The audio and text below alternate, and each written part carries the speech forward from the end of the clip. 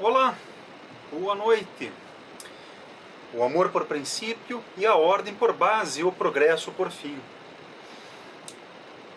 Minhas amigas, meus amigos, minhas correligionárias, meus correligionários, simpatizantes e interessados, boa noite, bem-vindos à primeira sessão do curso livre de Política Positiva. É com muita alegria que eu inicio esse curso.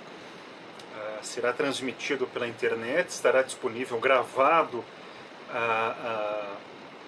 no arquivo digital em nuvem do Facebook, né? Então espero que todos vocês aproveitem, gostem. Se não puderem assistir agora ao vivo, né, que assistam mais tarde. Mesmo aqueles que não puderem assistir agora, evidentemente eu estou disponível em qualquer momento para tirar dúvidas, conversar, responder a comentários, ouvir comentários, tirar dúvidas, ouvir críticas, elogios também são sempre bem-vindos, né? Enfim, é um curso que está se iniciando agora e estamos disponíveis para conversar, não é? Quando julgarem adequado. Este é um curso livre de política positiva. Antes de mais nada, convém eu me apresentar. Não é? Meu nome é Gustavo Biscay de Lacerda, eu sou positivista ortodoxo, seguidor da religião da humanidade. Isso em termos filosóficos, religiosos. Né? Em termos profissionais, eu sou sociólogo, trabalho na Universidade Federal do Paraná e, enfim, sou bacharel em Ciências Sociais, mestre em Sociologia e doutor em Sociologia Política. Então, este curso de Política Positiva eu ministro tanto como positivista, como interessado intelectualmente, como profissionalmente. Eu tirei os óculos porque a luz ali que fica iluminando mesmo meu rosto reflete nos óculos, então é bom tirar, né? Bem, por que eu decidi, antes de mais nada, né, acho que é importante justificar este curso. Por que eu decidi realizar este curso? Em primeiro lugar, porque o positivismo, a religião da humanidade, ela tem uma preocupação fundamental com o esclarecimento do público. Não é? O público, sejam as pessoas, seja o povo, o comum do povo. Não é? Nós associamos muito, hoje em dia, o esclarecimento a ir às universidades ou ler os jornais e assim por diante. Mas não há motivo para isso ser assim. Não é? Palestras públicas e gratuitas estão aí para esclarecerem o público. O positivismo, em particular, tem essa preocupação de esclarecer, de oferecer luzes positivas, racionais, sobre a realidade, não é? Que permita ao comum do povo entender o nosso mundo, entender a nossa realidade. Então, este curso ele objetiva ajudar a esclarecer, a explicar um pouco o mundo. Não é? Eu espero que ele seja útil para todas as pessoas, não é? Sejam leigas, sejam profissionais, sejam acadêmicos, seja qualquer pessoa interessada. Não é? Estou aberto aqui para conversar com qualquer pessoa mesmo. Essa é a nossa preocupação. Além disso, é importante lembrar que em primeiro lugar, a internet permite a difusão das informações, mas na última década, né, pelo menos nos últimos 5 ou 6 anos, mas na última década, não é a difusão de informações erradas, de desinformação, de mentiras deliberadas, de distorções da realidade, ainda que tenha um pezinho na realidade. Não é? Mas as mentiras estão sendo difundidas com muita intensidade pela internet. É o que se chama vulgarmente de fake news. Golpes publicitários, desinformação, exploração da mentira, estímulo à discórdia e assim por diante. Então, é necessário nós fazermos um esforço de esclarecimento público, de difusão da racionalidade, do afeto, do amor, e, enfim, de conhecimentos positivos mínimos, não é? Para melhorarmos a sociedade de modo geral e melhorarmos um pouco o nosso ambiente, pelo menos aqui no Brasil, não é? Então, esses são os motivos mínimos, não é? Mais instrumentais. Mas, além disso, este gênero de curso livre, gratuito, popular, não é? Ele tem, no âmbito do positivismo, ele tem uma longa e honrosa história. No século XIX, né, quando Augusto Comte era vivo, né, Augusto Comte é o fundador do positivismo, da religião da humanidade, né, da doutrina positivista, né, o fundador da sociologia, isso é importante dizer, não é? E da história das ciências. O próprio Augusto Comte tinha essa preocupação de difusão do conhecimento, de esclarecimento popular, de difusão do conhecimento positivo. Então, no século XIX, ele elaborou, ele realizava semanalmente, realizou durante décadas, não é, cursos com aulas semanais de astronomia, de geometria, de filosofia positiva, não é? Já no final da carreira, né, mas na época mais densa da sua elaboração, não é? Ele criou uma associação livre para a instrução positiva do povo em todo o Ocidente Europeu. Quer dizer, uma associação para dar aula gratuita de nível superior para todo mundo que quisesse, em particular para os proletários, para o povo. Isso é muito importante. E também havia a Sociedade Positivista de Ensino Popular, com ensinos, com ensino gratuito, popular, de nível fundamental, de nível médio, de nível superior. Então essa é realmente uma preocupação fundamental do positivismo, o esclarecimento da realidade, né, o esclarecimento do povo em particular. Isso é importante. E esta minha iniciativa aqui, vejam, modestamente, né, eu tenho uma longa, né, já há mais de 20 anos, uma carreira acadêmica, já fui professor universitário, então tenho uma certa experiência acadêmica, de docência também, mas a minha preocupação aqui é o esclarecimento do povo mesmo, né, de difusão do conhecimento. Bem, eu falei aqui dos positivistas franceses, mas aqui no Brasil também eu pensei muito no exemplo de um positivista carioca, o engenheiro Luiz Hildebrando Horta Barbosa. O Luiz Hildebrando Horta Barbosa era engenheiro, trabalhava na Universidade Federal do Rio de Janeiro. Ele criou a Ilha do Fundão, onde fica a maior parte dos prédios da Universidade Federal do Rio de Janeiro. Eram 7, 8, 9 ilhas dispersas. Ele aterrou e criou a Ilha do Fundão. Um trabalho brutal, enorme, gigantesco. Pois bem, o Luiz Hildebrando realizava palestras e cursos gratuitos. Ele promoveu dezenas de cursos de matemática, física, química, biologia, sociologia, moral, filosofia, discutia questões contemporâneas, cursos gratuitos, às dezenas. É impressionante quando a gente vê ali a relação de cursos dele.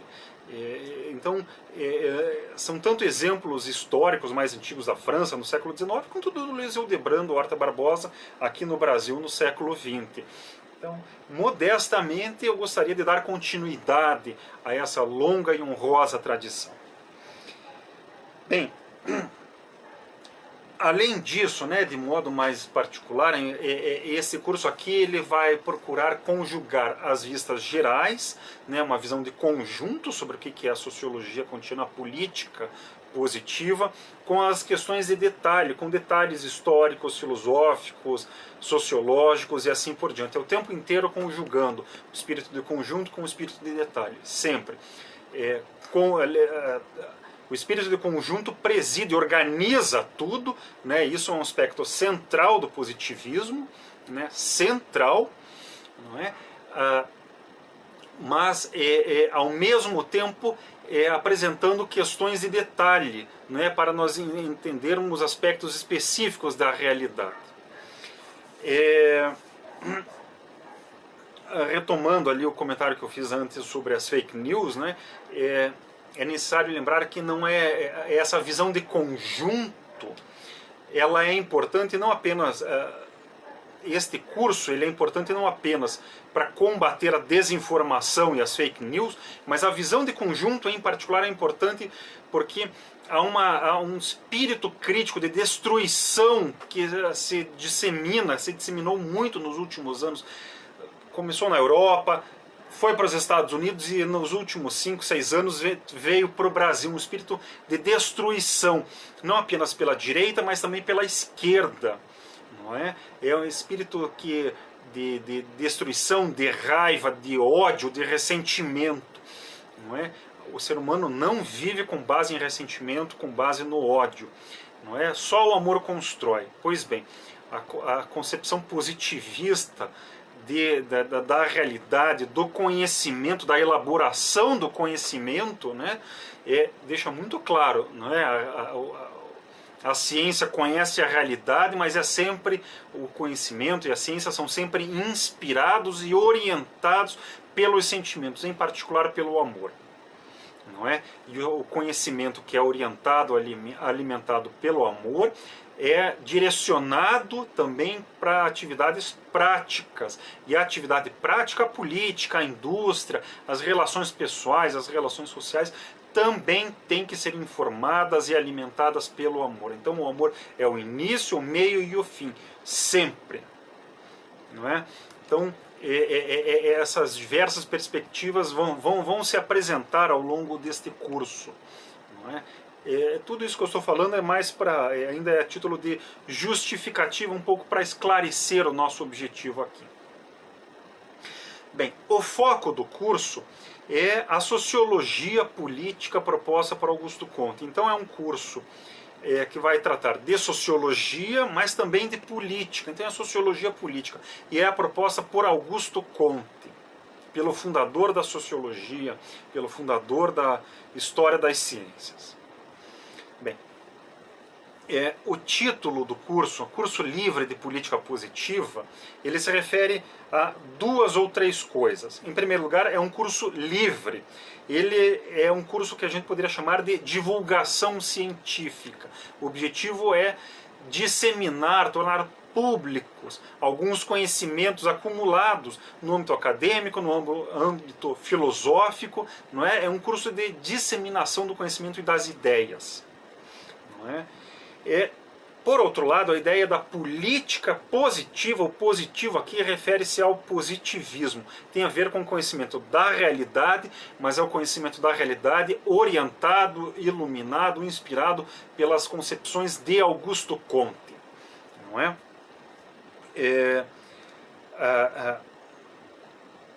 Se nós pensarmos, né, o que Augusto Comte falava em termos de positividade, não é?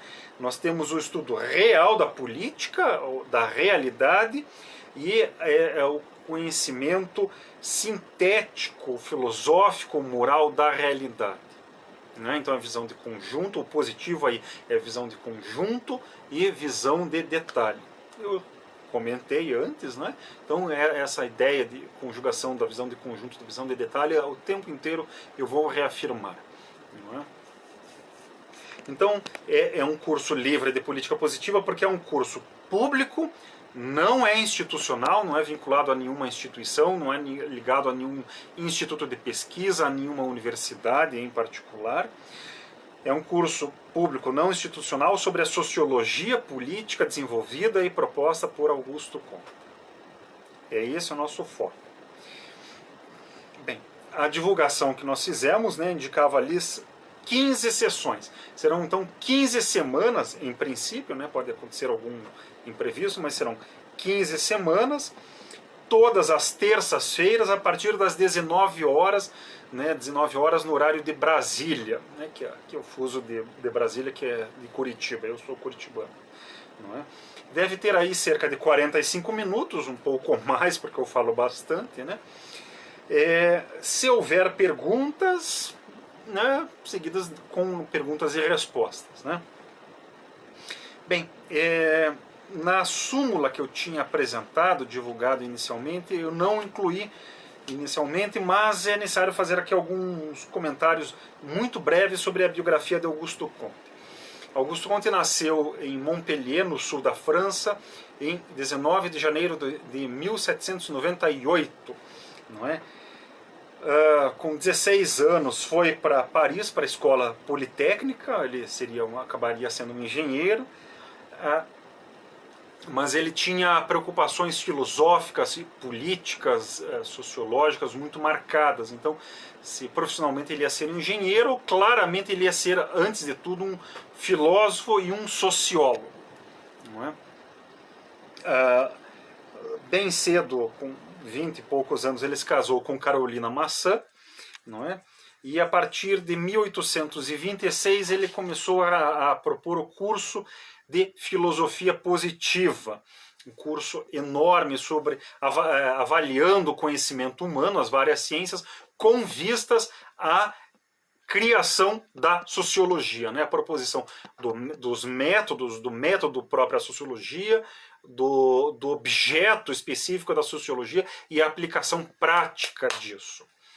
Ele começou esse curso em 1826, mas teve problemas conjugais, pessoais, ficou muito tenso, muito ansioso, teve uma crise nervosa e teve que interromper durante 2 anos esse curso. Então ele retomou em 28 e a partir de 1830 ele começou a publicar a versão escrita desses cursos.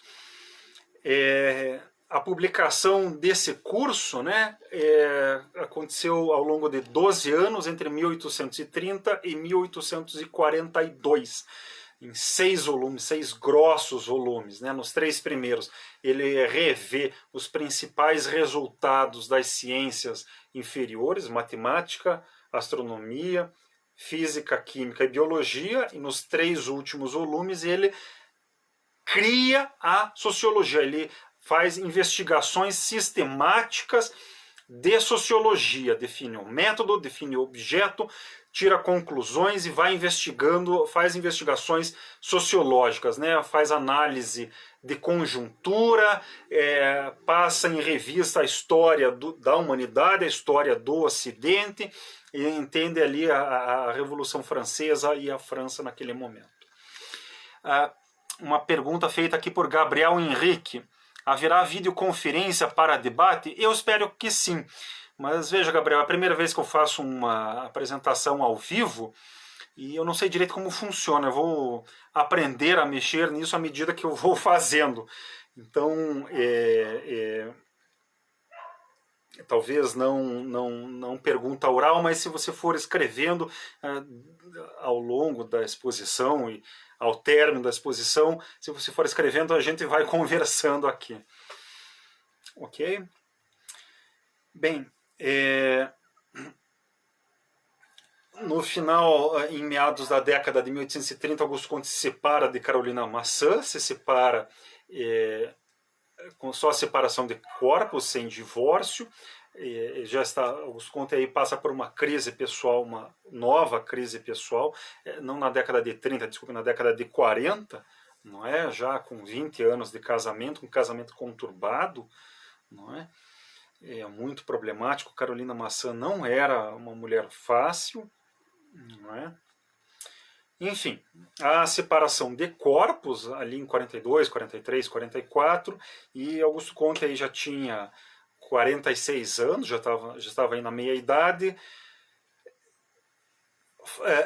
triste, né, amargurado na vida afetiva, conhece uma moça, irmã de um aluno dele, Clotilde Devaux, desenvolve uma paixão intensa, muito grande, que renovou as energias, né, fê-lo melhorar as perspectivas sobre a realidade. Clotilde se assustou um pouco no início, mas enfim, ele era muito cortês, não é, muito correto, não é, e aos poucos eles foram se aproximando. Então, eles se conheceram em 44, e aí entre 45 e 46, durante um ano, Augusto Comte e Clotilde mantiveram uma relação casta muito próxima, né, com trocas de cartas, trocas, visitas semanais e assim por diante, e essa paixão renovada de Augusto Comte, correspondida, né, casta, é importante ressaltar isso, permitiu ao Augusto Comte aurir, ter novas energias para desenvolver a segunda parte de sua carreira. Isso é importante, não é? Clotilde teve uma influência importantíssima, benéfica, salutar. Aliás, hoje é Dia Internacional das Mulheres. Viva as mulheres! Não é? A influência feminina sobre o positivismo começa desde aí. Não é? Clotilde renova as energias, renova as esperanças, renova as ideias de Augusto Comte.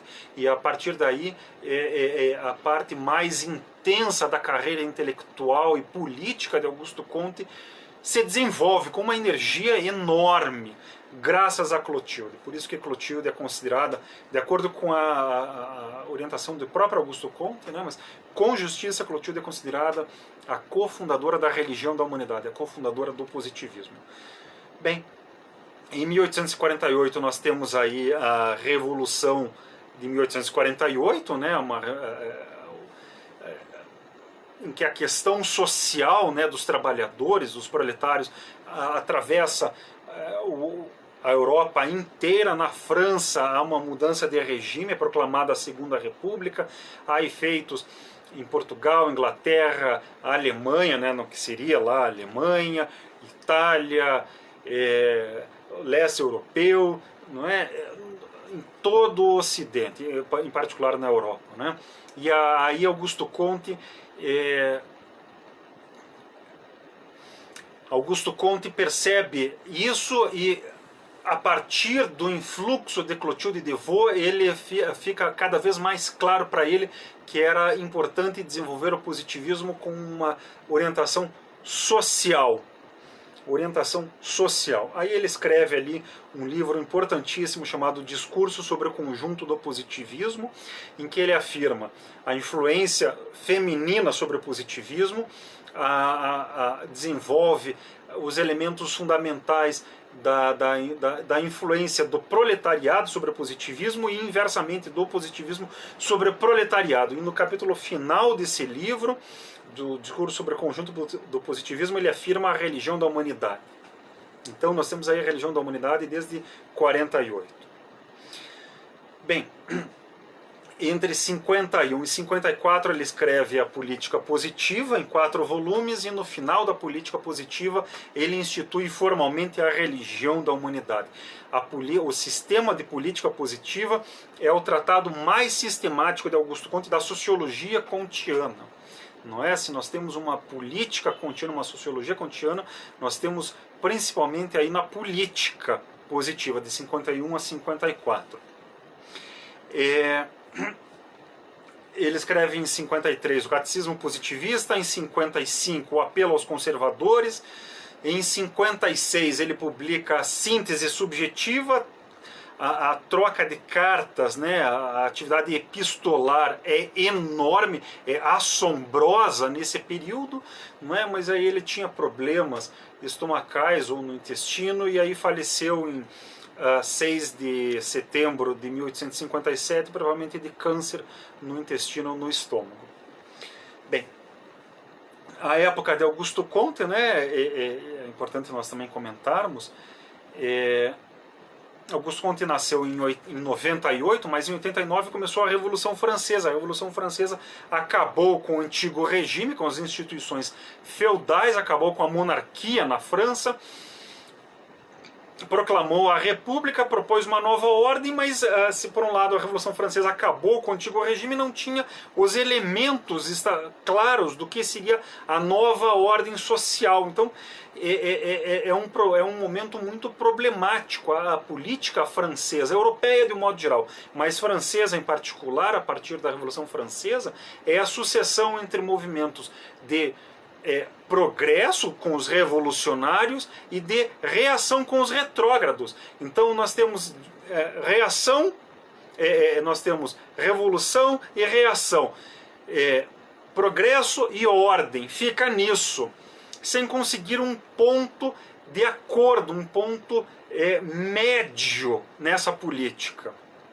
E Augusto Comte afirma que essa oscilação entre ordem e progresso, entre progresso e ordem, é devido à falta de uma doutrina, à falta de elementos intelectuais e morais que organizasse isso tudo. Essa falta de organização, essa falta de um poder espiritual que regulasse as ideias, que regulasse os valores, né, que propusesse novas instituições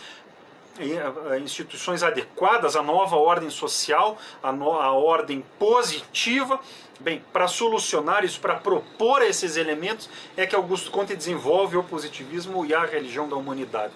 A sociologia kantiana é um esforço para entender essa realidade e propor elementos para solucionar esse amplo problema filosófico, social e político.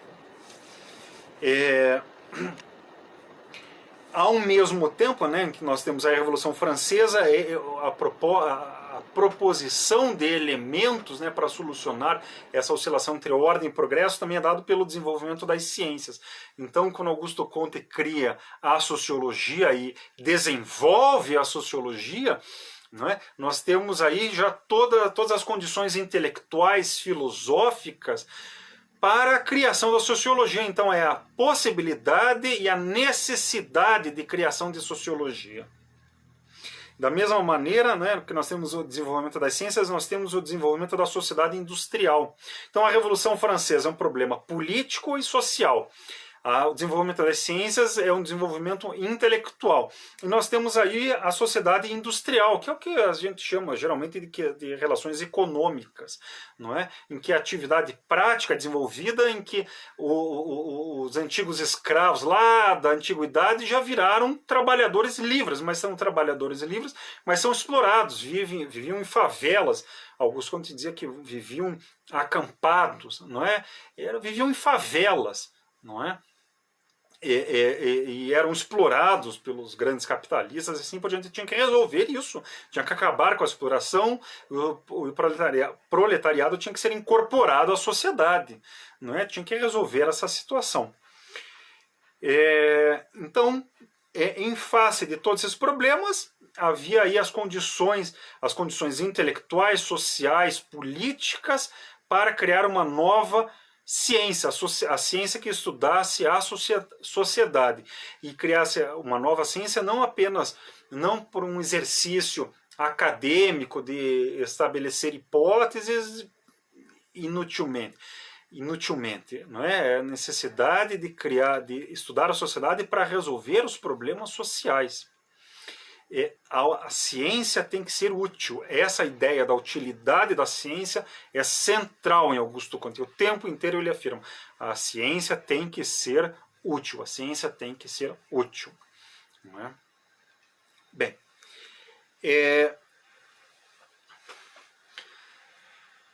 tudo que eu apresentei até agora, então, foram, por um lado,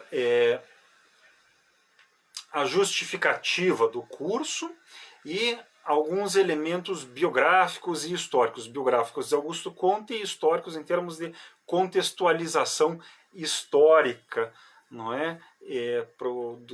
Do surgimento do positivismo e da sociologia, né? Bem, para esta primeira sessão do nosso curso livre de política positiva, para esta primeira sessão e para a sessão seguinte da semana que vem, não é? Eu quero apresentar alguns conceitos preliminares, alguns conceitos básicos de o que seria, alguns elementos básicos para nós entendermos o que será apresentado nas outras 13 sessões. Quando Augusto Comte apresentou, desenvolveu suas obras, suas ideias, ele começou diretamente em narrativas históricas e filosóficas. Começou diretamente aí, não é? Ele não fez essa introdução, essa preliminar filosófica básica. Então, isso é uma escolha minha, não é? Porque eu acho que isso vai ajudar, vai esclarecer alguns conceitos.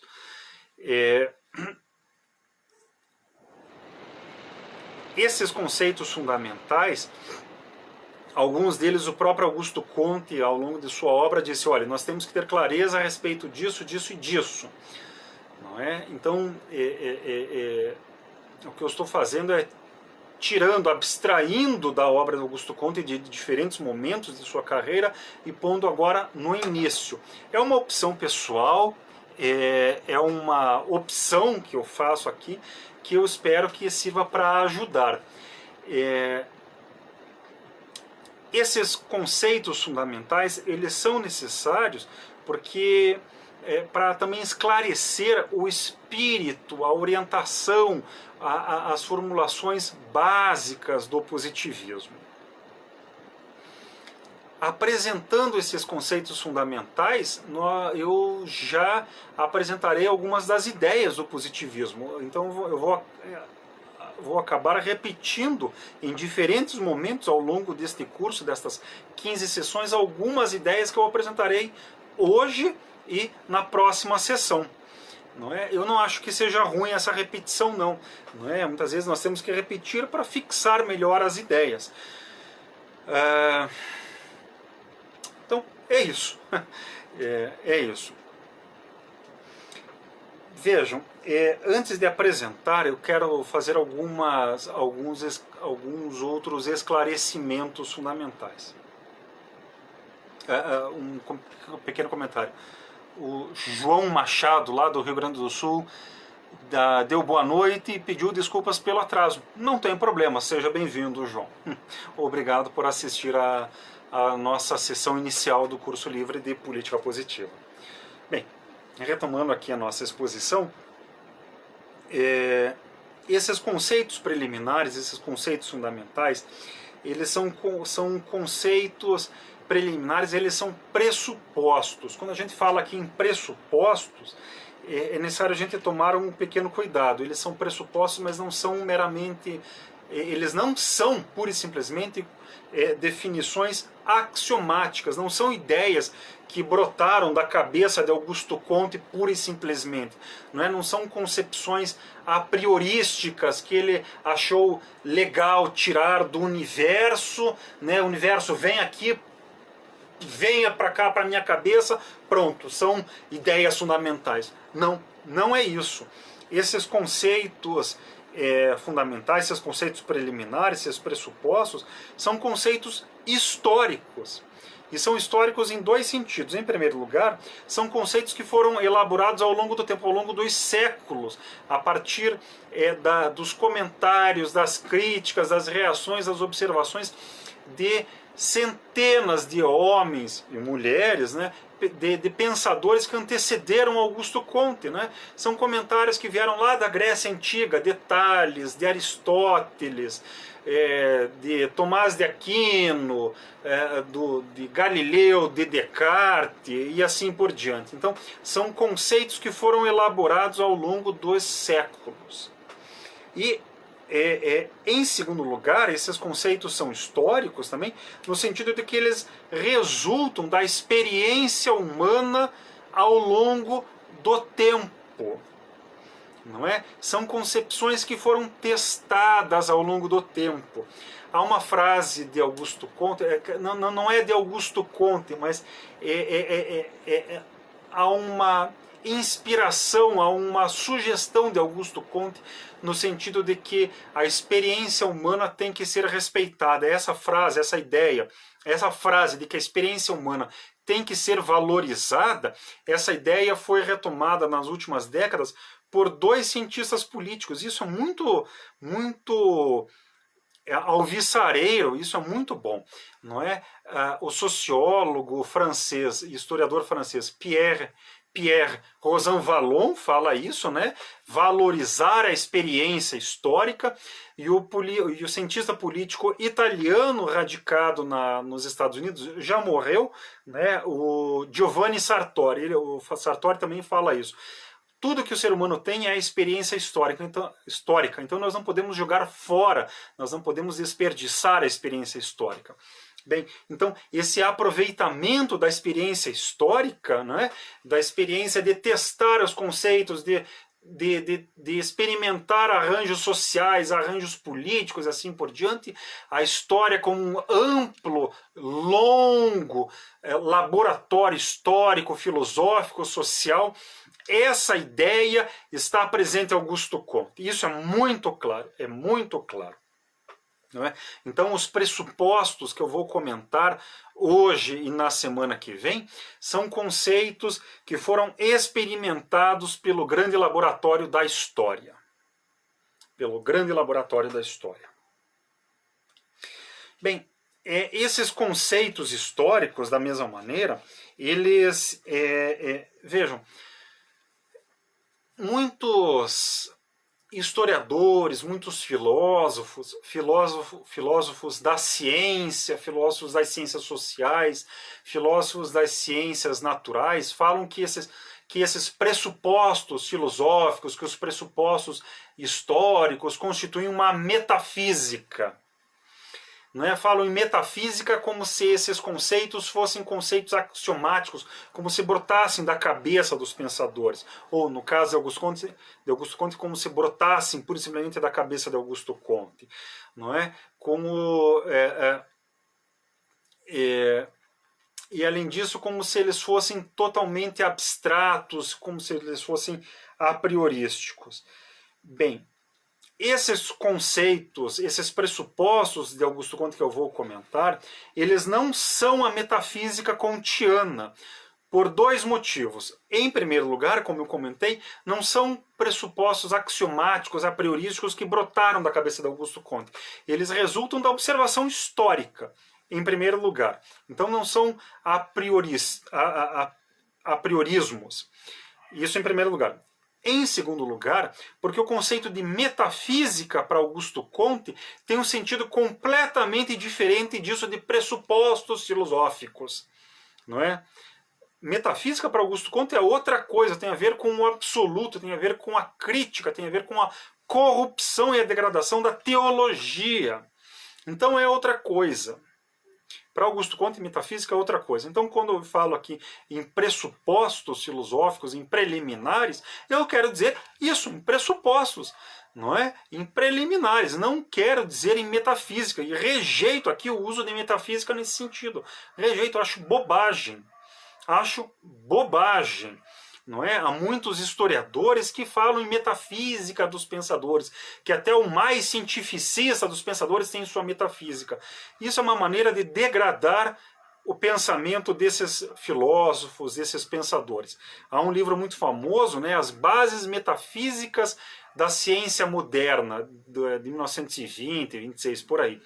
Não é? Esse título, As Bases Metafísicas da Ciência Moderna, quer dar a entender que até, em particular de Isaac Newton, né, que até Newton, que era científico, tinha lá uma base filosófica que não era científica, que seria até anticientífica. Não dá. Não dá. Não é? Não dá. Eu rejeito isso, e se Augusto Comte ouvisse isso, ele também rejeitaria. Ele já morreu, né? Então não dá para dizer que ele... Não posso dizer que ele disse isso, mas certamente ele não gostaria nem um pouco desse uso do conceito de metafísica. Bem, eu proponho aqui duas ordens, dois tipos de pressupostos, de conceitos fundamentais. Né? Eu proponho aqui os conceitos preliminares filosóficos e os sociológicos. Essa diferença entre filosóficos e sociológicos é uma diferença só didática que eu proponho aqui só para a gente poder organizar as ideias. Mas nós temos que ter clareza que a filosofia de Augusto Comte é amplamente sociológica e, inversamente, a sociologia de Augusto Comte é amplamente filosófica. Então eu proponho aqui essa diferenciação entre preliminares filosóficas e sociológicas por uma questão didática, para organizar aqui as ideias. Não é? Na medida do possível, nesta sessão, não é? Eu queria comentar 4 ou 5, 1, 2, 3, 4 entre 4 e 6 preliminares, mas não vai dar tempo, não é? Eu espero comentar pelo menos uma preliminar e aí na próxima sessão eu comento as demais. Mas enfim, nessa sessão eu quero comentar pelo menos uma preliminar filosófica. E aí na próxima sessão eu apresento as outras preliminares filosóficas, as outras 4 ou 5 filosóficas e as preliminares sociológicas. Além disso, é necessário termos clareza de que essas preliminares que eu proponho apresentar aqui no curso, nesta sessão e na próxima sessão, essas preliminares, elas não são exaustivas. Eu poderia apresentar inúmeros outros conceitos fundamentais, perspectivas analíticas, perspectivas de entendimento e assim por diante. O que eu vou apresentar aqui é o mínimo do mínimo do mínimo, não é? Para nós entendermos a sociologia kantiana, a política kantiana, o sistema kantiano de maneira mais ampla, não é? Então é só para apresentarmos de maneira muito mínima mesmo isso aqui. Gabriel Henrique faz um comentário. Uma coisa eu não consigo entender. Por que a religião não foi adotada por um grande número de pessoas, diferentemente de outras religiões? Gabriel, essa é uma questão importante. Você me fez essa pergunta há alguns dias em privado no Facebook. Eu tenho refletido a respeito dela. É uma questão ampla. Neste momento eu não posso respondê-la. Não é que eu não queira. Não é que eu não tenha elementos filosóficos, sociológicos para responder. Eu tenho. Mas é uma questão ampla que demandaria uma discussão toda própria. Então, vamos fazer o seguinte. Lá adiante, quando tratarmos da religião da humanidade, daqui a algumas semanas, eu comento isso. Pode ser? Não é a resposta mais satisfatória, mas é que se eu tratar disso neste momento, eu não vou conseguir... Eu vou pôr o carro na frente dos bois, é essa a expressão, né? Eu vou pôr o carro na frente dos bois e vou enveredar por um gênero de análise concreta que foge muito desta discussão aqui. Podemos ficar assim? Senão o negócio fica um pouco desorganizado mesmo. Pode ser? Por favor? Bem, o Maximiliano Martins Pinheiro diz boa noite. Então, boa noite, Max. Tudo bem? Bem, aqui as preliminares filosóficas que eu proponho apresentar são o relativismo, o historicismo, a visão de conjunto versus a visão de detalhe e objetividade e subjetividade. Ah, o Gabriel respondeu. De boa, pode ser. Tá ótimo. Fechado, então. Obrigado pela compreensão, Gabriel. Não é má vontade da minha parte, é só para a gente poder organizar aqui, enfim, minimamente aqui o curso. Quando nós tratarmos da religião da humanidade, cobre de mim essa resposta, tá bom? Por favor, cobre mesmo. Bem, essas são então as preliminares filosóficas. As preliminares sociológicas são descrições e prescrições, a escala enciclopédica e os graus de generalidade, os conceitos de estática e dinâmica, a ideia de síntese subjetiva e a ideia de estado normal. São conceitos mais propriamente sociológicos, não é? Já estamos aí em 44 minutos desta sessão. Eu prometi que seriam sessões de cerca de 45 minutos. Então, para entrarmos efetivamente aqui nas preliminares, eu vou tratar nessa sessão somente da primeira preliminar filosófica, sobre o relativismo. Aqui o Maximiliano comenta que está escrevendo outro artigo sobre Comte. Que bom, que bom. Quando estiver pronto, por favor, mande-nos para lermos e apreciarmos. Vamos lá então, sobre o conceito de relativismo. A última obra de Augusto Comte é a Síntese Subjetiva. Foi escrita em 56, era uma obra prevista para ter 4 volumes. Augusto Comte publicou apenas o primeiro, não é? É sobre a lógica positiva.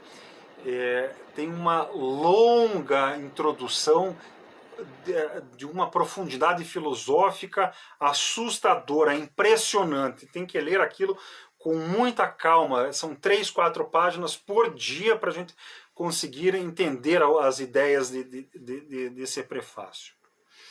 Bem, por que eu citei aqui a síntese subjetiva? Porque, como o meu amigo Hernani, que também é positivista, né? O Hernani Gomes da Costa comenta, o positivismo pode ser entendido, pode ser até chamado como um subjetivismo relativista. Então, a ideia de relatividade é uma das ideias mais importantes, mais fundamentais, mais básicas do positivismo. Somente mais no final da vida que Augusto Comte, eu acho que ele mesmo percebeu a relevância disso e esclareceu e afirmou a importância do relativismo. Mas desde o início da sua carreira, desde 1819, não é? Aliás, em 1819 ele afirmou já que tudo é relativo, eis o único princípio absoluto. Então, já no início da carreira ele afirmou a importância do relativismo, mas ao longo dos 35 anos seguintes, todas as ramificações, todas as consequências da ideia de relatividade foram ficando cada vez mais evidentes para Augusto Comte. Tanto é que o positivismo é um relativismo. Bem, mas a ideia de relativismo aí não é do ultra-relativismo que nós temos aí com os pós-modernos, não é? Até com os identitaristas, não é? Com as fake news, essas coisas em que qualquer coisa vale qualquer coisa. O relativismo para Augusto Comte tem alguns sentidos bastante claros. Relativismo não é vale qualquer coisa, não é isso. Não é isso.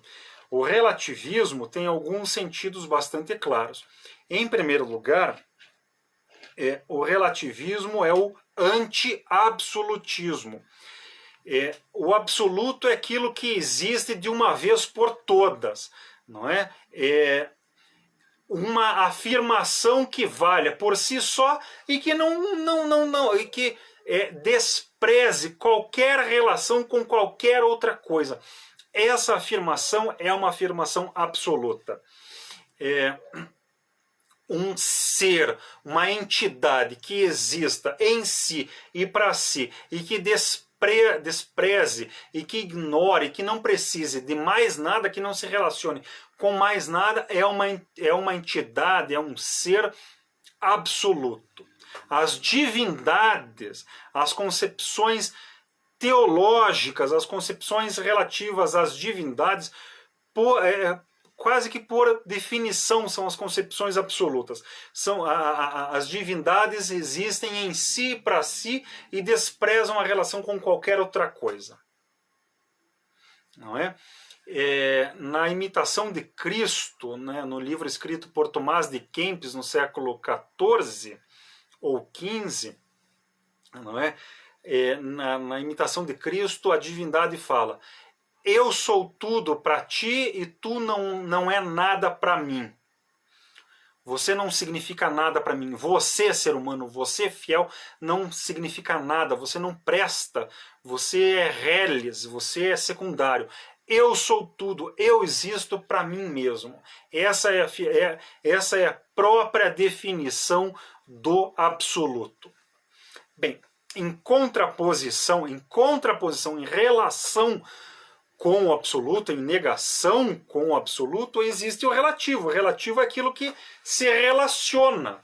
O ser humano é um bicho que se relaciona com o universo, se relaciona com o meio ambiente, que se relaciona com os outros seres humanos, que se relaciona com os outros animais, que se relaciona consigo mesmo, que pensa, que reflete, que sente o próprio corpo, não é? As ideias, e por extensão, como o ser humano se relaciona o tempo inteiro, ele se relaciona também com as suas concepções. As concepções humanas são todas concepções relacionais, estabelecem relações. Todas as nossas ideias são relativas, são relacionais.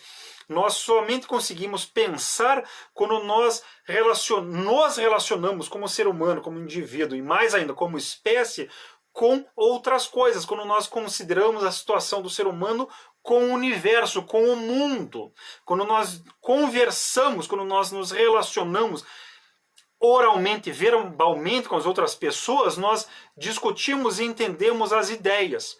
Então, em tudo e por tudo, o ser humano é um bicho relacional. Então, essa ideia de relações, não é? Em termos de sensações, né, do que nós sentimos, da maneira como nós interagimos com o mundo, com a sociedade, não é? Então são relações cognitivas e são relações intelectuais, é um relacionismo. Bem, as relações entre os seres humanos, isso acho que fica bastante claro, né? As relações intelectuais, não é? São as relações que nós observamos entre os fenômenos. Nós não observamos coisas, nós não conseguimos observar a realidade em si. Nós conseguimos perceber apenas relações entre coisas. Não é? O exemplo clássico, nós observamos apenas as relações, por exemplo, entre a caneta que cai. Se eu solto, ela cai. Não é? É a relação da caneta, não é? É a relação da caneta com o celular com que eu estou gravando esta sessão. Não é? A relação com o celular, com o papel que está na minha frente, com a mesa em que está apoiado. É a relação entre a caneta. É a relação, por exemplo, da Lua lá longe no espaço com o planeta Terra, né, que fica fazendo esse movimento todo dia ou toda noite, o movimento do Sol, né, que faz esse movimento durante todo dia ao longo do dia. São relações, as relações entre fenômenos, não é? A relação, estamos falando agora em 8 de março de 2022, a relação entre a Rússia, entre as Forças Armadas da Rússia e as Forças Armadas da Ucrânia, em que houve uma invasão da Rússia sobre a Ucrânia, uma relação política, social, entre duas entidades políticas, entre duas sociedades que afetam o entorno, não é? Na Europa, no Ocidente, no mundo, são relações que nós vamos percebendo, não é? Então, essas relações, nós temos relações cognitivas, não é, que vão alimentando a nossa inteligência, e a partir dessas sensações nós vamos entendendo o universo, vamos abstraindo dos corpos e vamos percebendo apenas eventos. Bem, as relações intelectuais abstratas que nós percebemos são o que nós chamamos de leis naturais. Isso é o relativo, isso é o relacionismo, não é? Todas essas relações, toda essa vida de relação do ser humano em sociedade, com o ambiente, com suas ideias, tudo isso se opõe frontalmente ao absoluto. Então, o positivismo afirma desde o início o relativismo, as relações, rejeita, porque é inacessível, rejeita o absoluto, não é? E o positivismo como um todo, como um sistema, é uma progressiva ampliação, uma progressiva ramificação, uma progressiva aplicação dessa ideia de relativismo às concepções humanas, às relações sociais, às relações afetivas e assim por diante. Bem, aí esse relativismo, ele também estabelece um subjetivismo social. É uma subjetividade baseada no ser humano, não é? O parâmetro dessa relatividade é o ser humano. E o ser humano é tomado aí como um ser humano, como um ser social. É um antropocentrismo, é um novo antropocentrismo, é o ser humano tornado o centro da realidade, mas é um antropocentrismo novo, ele é relativo, e o ser humano que é tornado o centro da realidade é o ser humano considerado como um ser social. Então, o ser humano social é a base das concepções humanas e não apenas intelectuais, mas também morais, afetivas, normativas.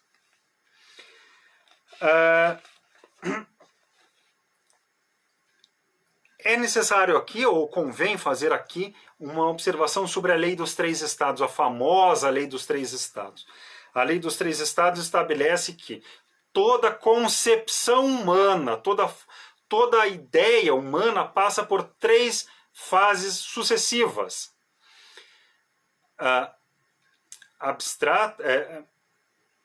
Fictícia, abstrata e positiva. Quanto mais geral a concepção, quanto mais referente a as concepções, quanto mais se referem à generalidade da realidade, mais rapidamente ela passa por essas três etapas. Quanto mais específicas, não é? Quanto mais focalizadas, não é, sobre um único âmbito, quanto mais complexas as relações abrangidas, mais demorada é a passagem pelas três etapas da Lei dos Três Estados.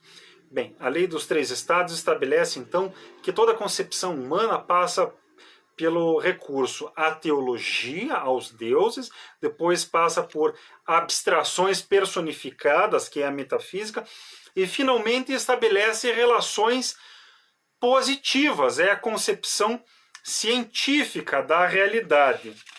Bem, a Lei dos Três Estados, então, é uma lei de interpretação intelectual da realidade. É uma lei qualitativa, ela não é quantitativa, ela estabelece qualidades. Teologia, metafísica e positividade são qualidades, são conceitos diferentes. Bem, quando Augusto Comte afirma que a lei que toda concepção humana passa pelas três etapas, do teológico para o metafísico e por fim ao positivo, ele está afirmando que, em última análise, toda concepção humana começa absoluta e passa e chega finalmente à concepção relativa. Que o destino final de toda concepção humana, de toda forma de interpretar a realidade, é a forma relativa. Porque o ser humano é um bicho relacional. Então, se o ser humano é um bicho relacional, toda concepção humana tem que ser relacional. Nós temos que abandonar as concepções absolutas e afirmar e reconhecer a validade das concepções relacionais, relativas, relativísticas. As concepções absolutas são postas de lado, são abandonadas, não são propriamente... elas são negadas, não é? Mas nós não nos esquecemos delas, não é?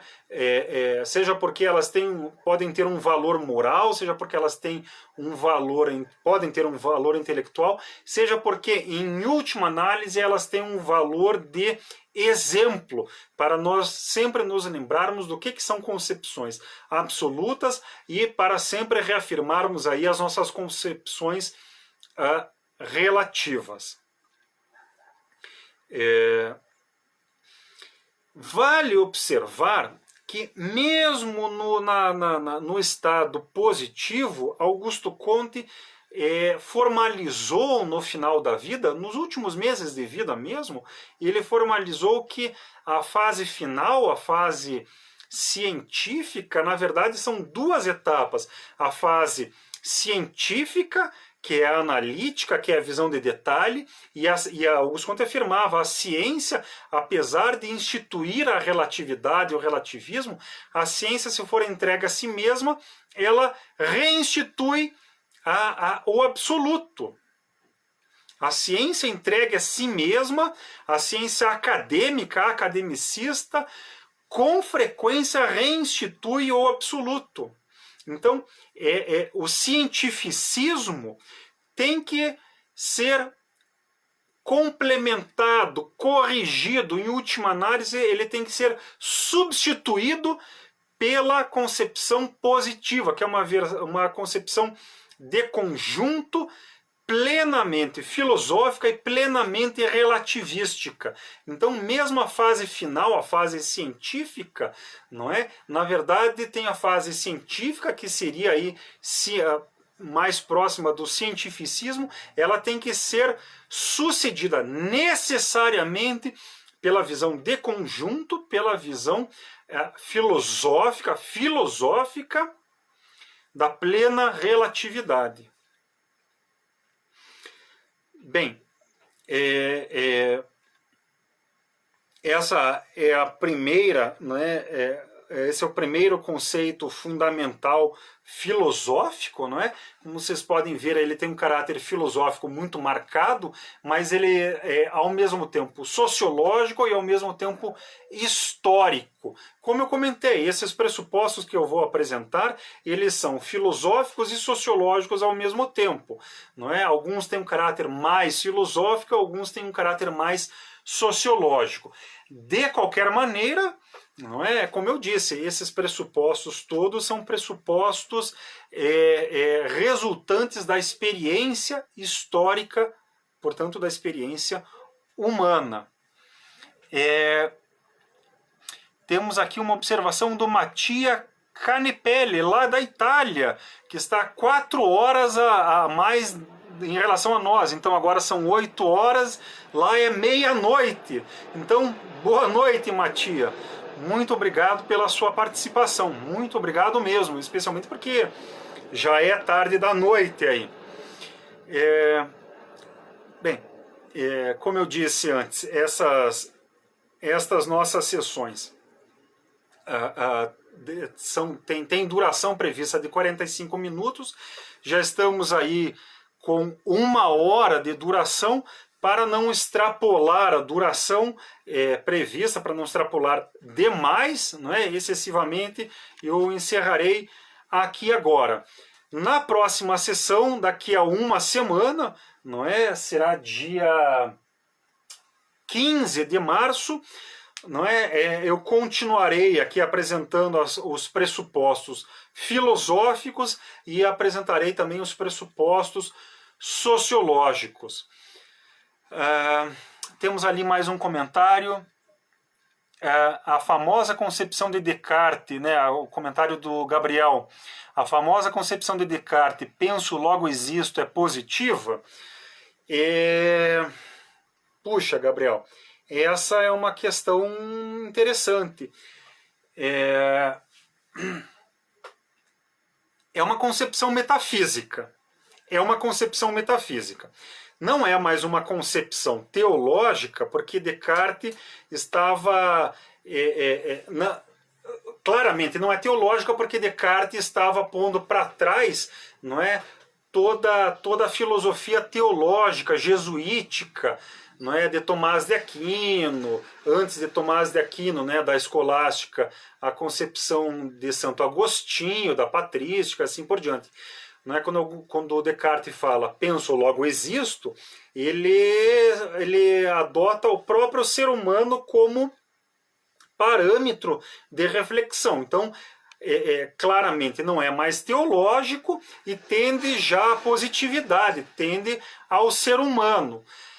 Bem, mas não é plenamente humano. Por que não é plenamente humano? Porque ele adota o ser humano individual, é o próprio indivíduo que é o parâmetro.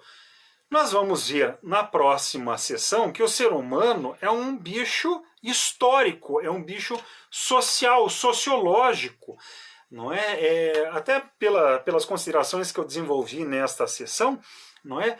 Ficou claro que o ser humano é sociológico, o ser humano é um bicho coletivo, não é? Então, falar que o ser humano que o indivíduo é a base da reflexão não dá, não é? Augusto Comte afirma que o ser humano coletivamente é a fonte do conhecimento. Coletivamente o ser humano produz o conhecimento. O conhecimento vai se desenvolvendo coletivamente. A lei dos 3 estados, não é? É uma lei sociológica, uma lei histórica. Ao longo do tempo, coletivamente as concepções humanas vão passando pelos 3 estados. Bem, Descartes, quando fala que penso, logo existo, ele adota o indivíduo, um indivíduo isolado de toda a relação social, é um indivíduo que paira isolado no vácuo, no espaço, né? Foi lá saiu da órbita terrestre, está lá no meio do caminho, entre a Lua, indo para Marte, sei lá, está lá no espaço. É um indivíduo isolado, sem nenhuma relação. Tanto é assim que Descartes faz a famosa tábula rasa. Ele nega, ele joga fora tudo que veio antes, né? O penso logo existo, o cartesianismo, né? É uma negação em regra de toda a filosofia que precedeu Descartes, de toda a escolástica.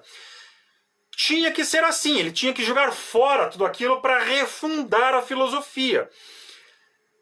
Essa refundação tomou o indivíduo como parâmetro, e ao jogar fora tudo que precedeu, ele jogou fora toda a história, não somente a história, como a historicidade. Então, veja, o penso logo existo é metafísico, porque é transição da teologia para a positividade, não é?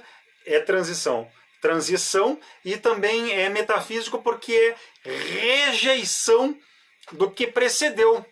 É negação, é crítica do que precedeu. O que precedeu foi a teologia, não é? Foi uma negação necessária, foi um passo importante. Descartes tinha que rejeitar mesmo tudo aquilo, tinha que rejeitar.